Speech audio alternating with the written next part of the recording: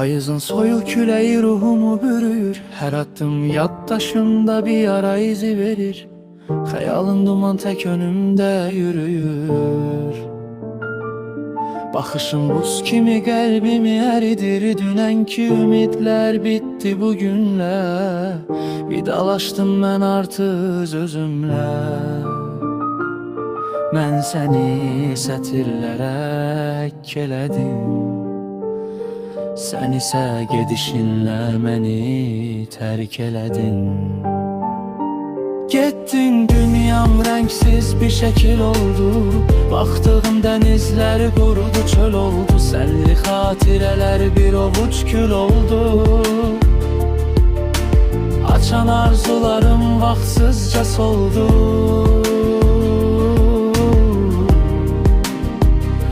Axsızca soldu. Getdin, dünyam rəngsiz bir şəkil oldu. Baxdığım dənizlər qurudu, çöl oldu. Sənli xatirələr bir ovuc kül oldu. Açan arzularım vaxtsızca soldu.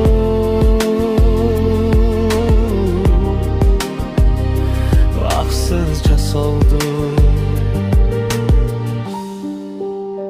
Pəncərədə yağış, otaqda ağır sükut.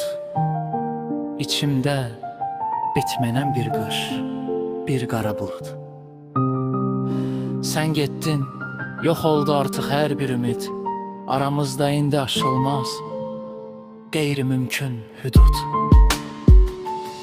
Yollarımız ayrıldı, mənzilimiz kədər.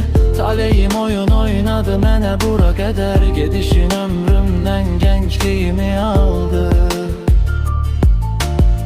İndi ürəyimdə tək bir boşluq qaldı.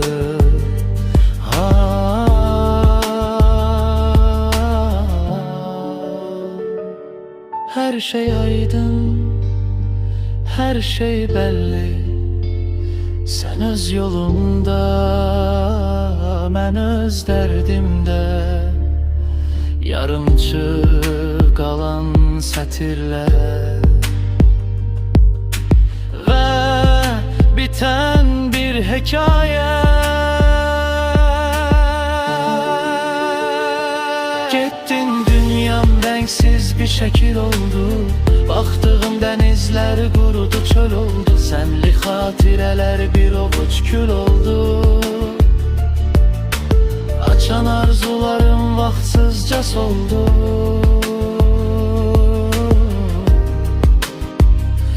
Vaxtsızca soldu. Getdin, dünyam rəngsiz bir şəkil oldu. Baxdığım dənizlər qurudu, çöl oldu. Sənli xatirələr bir ovuc kül oldu. Açan arzularım vaxtsızca soldu.